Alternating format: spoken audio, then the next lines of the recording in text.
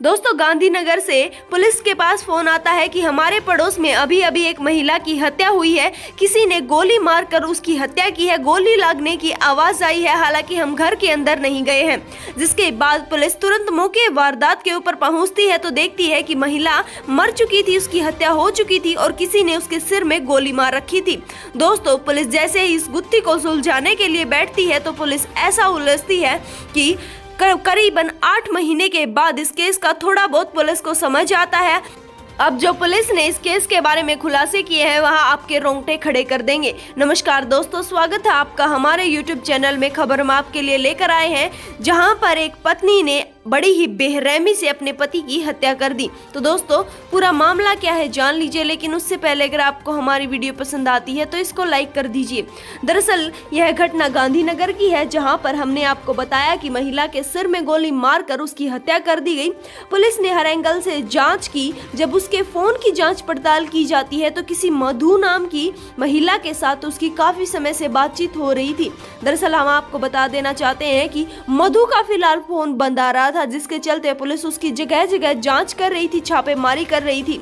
आखिरकार मधु को गिरफ्तार कर लिया जाता है। जब उससे इसके बारे में पूछा जाता है कि तुमसे इतनी बातें क्यों किया करती थी, तो मधु इसका कोई जवाब नहीं दे पाती। तभी यहाँ पर एंट्री होती है दूसरे किरदार की, यहाँ पर जिसका नाम शौकीन बताया जा रहा था।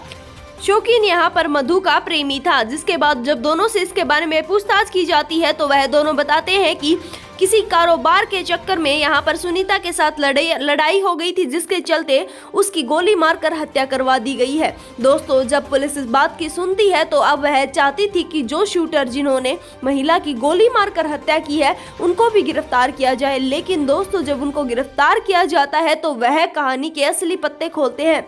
दरअसल दोस्तों, बताया यह गया है कि जब शूटरों को गिरफ्तार किया जाता है और उनसे पूछताछ की जाती है तो शूटर्स का कहना है कि उन्होंने एक नहीं करीबन ऐसी 2 हत्याएं इनके लिए की हैं। यानी कि मधु ने और शौकीन ने मिलकर एक और हत्या करवाई गई है। अब बात यह थी कि वह हत्या किसकी करवाई गई।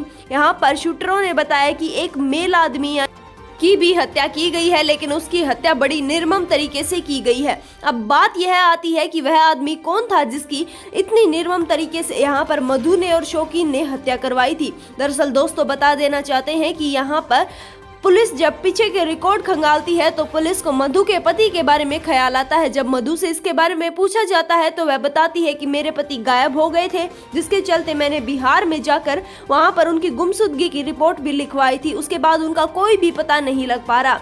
थोड़े दिन बाद ही वह अपने प्रेमी के साथ लिव इन रिलेशनशिप में रहने लग जाती है। अब पुलिस को पूरा शक हो गया था कि जिसकी शूटरों ने हत्या की थी वह कोई और नहीं, महिला का पति था।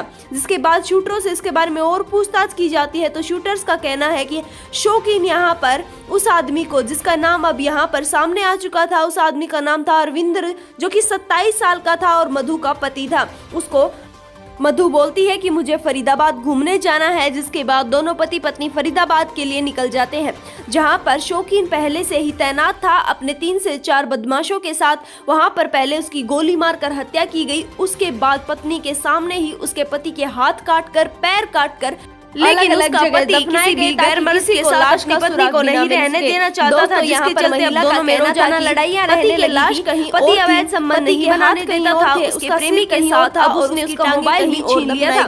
इसके बाद उसने बारे में पता ना चला इतनी बड़ी वारदात को अंजाम देने वाली है, यानी कि वह अपने पति की हत्या करवाने वाली है। जिसके बाद वह शौकीन के साथ मिलकर अपने पति बदमाशों को हायर करती है और उसके पति की हत्या करवा देती है। करवाने के पीछे कोई और राजगी की रिपोर्ट लिखवाती है। शौकीन के साथ रहना पर चले गए हैं और उनका कुछ भी पता नहीं लग पा रहा है। जिसके बाद पुलिस ढूंढती रहती है, लेकिन पुलिस को कोई सुराग नहीं मिलता। आखिरकार सुराग मिलेगा भी कैसे? बॉडी के इतने छोटे टुकड़े करके उनको अलग अलग जगह पर दफनाया था।